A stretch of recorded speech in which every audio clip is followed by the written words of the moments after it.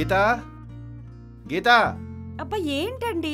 అదే నీకు చెప్పాను కదా, మా బాబాయ్ కొడుకు బ్యాంక్ ఎగ్జామ్ రాయడానికి మన ఇంటికి వస్తాడని. ఇతనే. తెలుసండి, పెళ్లిలో చూసాం కదా. రవియే కదా మీ పేరు? అవును దినా. 2 రోజులు ఇక్కడే ఉంటాడు, జాగ్రత్తగా చూసుకో. వెళ్ళి ఫ్రెష్ అయ్యి రాపో. సరే అన్నా. రా రవి, ఇదిగో ఇదే బెడ్రూమ్. నీ బ్యాగ్ అందులో పెట్టేసుకో. సరే వదినా. మీ అమ్మ నాన్న మీ మీద చాలా ఆశలు పెట్టుకున్నారు. మీరు బ్యాంక్ ఉద్యోగం కొట్టే తీరాలి. సరేనా?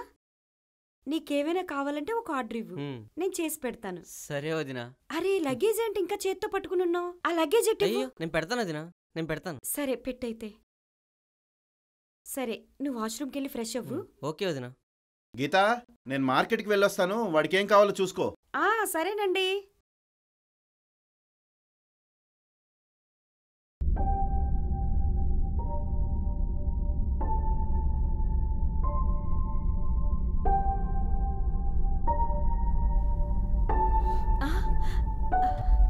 సారీ వదినా, డ్రెస్ చేంజ్ చేసుకోవాలి. చేసుకో, నేను బయటికి వెళ్తాను.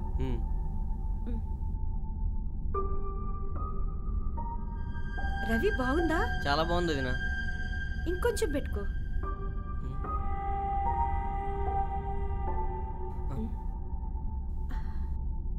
నీకు కావాల్సితే పెట్టుకో. సరే వదినా.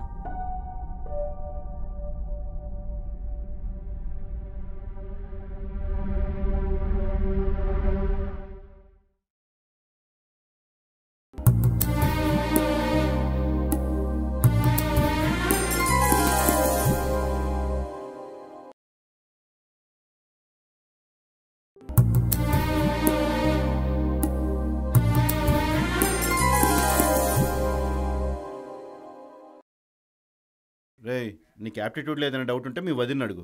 సరే అన్నయ్య. బాగా చెప్తుంది. సరే సరే వస్తాను రా. ఓకే అన్నయ్య. వస్తాను గీత. సరేనండి.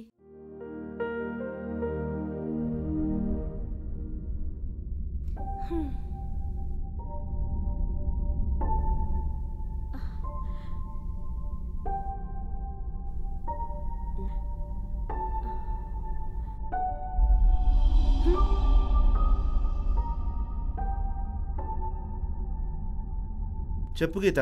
మీ తమ్ముడేంటండి అలా ఉన్నాడు? ఏమైంది?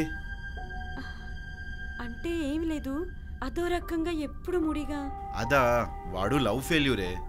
ఈ మధ్యనే వాడు లవర్ మోసం చేసింది, అప్పటి నుంచి అదే ట్రాన్స్లో ఉన్నాడు. అయ్యో అవునా? అవునే, వాడి మీద మా బావ చాలా ఆశలు పెట్టుకున్నాడు. నువ్వు కొంచెం చూసి చూడనట్టు వెళ్ళిపో. సరేలేండి, నేను చూసుకుంటానులే. ఎందుకు మీరు డిన్నర్ చేశారా? చేశాను. సరే, జాగ్రత్త.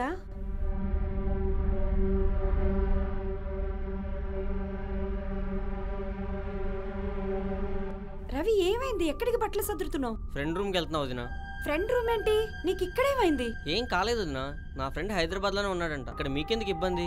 మాకు ఇబ్బంది అని చెప్పారా నేను? అలా కాదు వదినా, నేను ఇక్కడ ఉంటే డిస్టర్బ్ అవుతున్నాను. నువ్వు దేనికి డిస్టర్బ్ అవుతున్నావు నాకు తెలుసు. ఇప్పుడు నీకేం కావాలి? హగ్గే కదా, రా చేసుకో. చేసుకో వదినా, రా చేసుకో.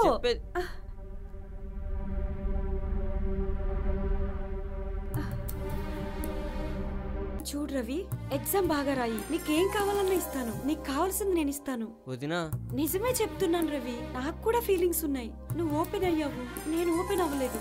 అందులోనూ మీ అన్నయ్య వారం రోజులకి కానీ రాడు. సిటీ చూసి ఎంజాయ్ చేయాలని ఇక్కడే ఉండిపో. ఈ వారం రోజులు మనం కూడా ఎంజాయ్ చేయొచ్చు. అది కూడా నువ్వు ఎగ్జామ్ బాగా రాస్తేనే. నువ్వు సక్సెస్ అయితే నీతో ఒక నైట్ స్పెండ్ చేశానని నేను ప్రౌడ్ గా చెప్పుకోవాలి. సరే వదినా.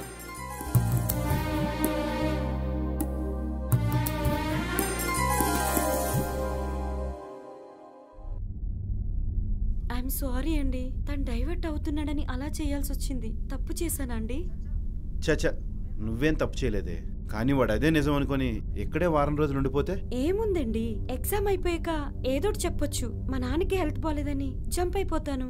సర్లే, నువ్వు ఎక్కువ ఆలోచించి హెల్త్ పాడు చేసుకోకు. మా వాడు మరీ అంత ఎదవ కాదులే, పడుకో.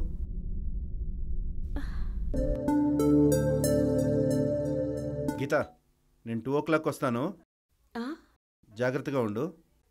సరేనండి. జాగ్రత్త, తలుపేసుకో. మీరు జాగ్రత్త.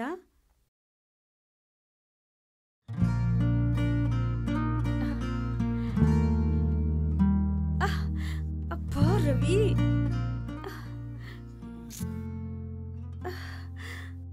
ఏంటిది? వద్దు, కాస్త ఆగు. చెప్పాను కదా రవి, ఇస్తానని. ఇస్తానంటే ఇస్తాను.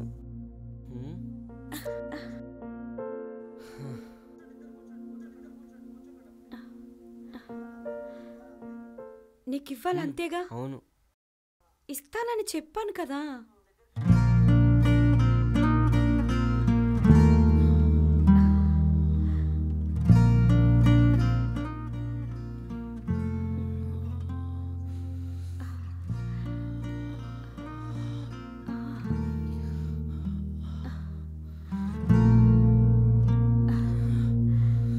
బాగుందా రవి? అస్సలు ఎక్స్పెక్ట్ చేయలేదు వదినా. నాకు ఫీలింగ్స్ ఉంటాయి కదా.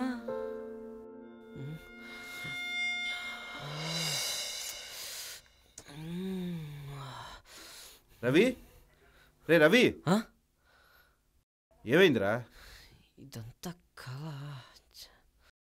ఏంట్రా ఎగ్జామ్ స్ట్రెస్సా? ఎగ్జామ్ బాగా రాసావా? బాగా రాశానన్నా. సరే రెడీ అవ్వు, మీ ఊరు బస్సు ఎక్కిస్తాను. అది వదినొచ్చాక చెప్పేద్దామన్నా. వదిన లేదురా, వాళ్ళ నాన్నకి ఒంట్లో బాగాలేదని వెళ్ళింది. నువ్వు రెడీ అవ్వు, ఫ్రెష్ అప్ అయ్యేస్తాను. వదిన ఊరు వెళ్ళిందా? అదేంటి మరి నాకు అలా చెప్పింది?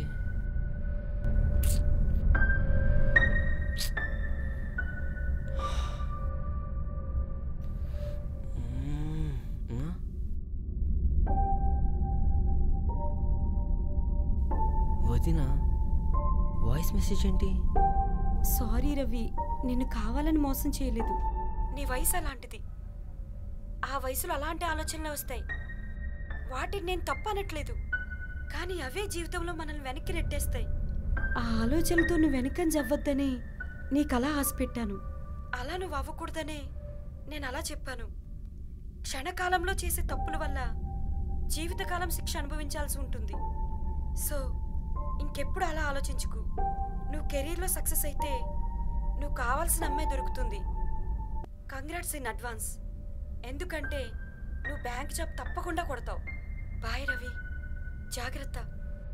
All the best. Have a bright future. ఉంటాను రవి.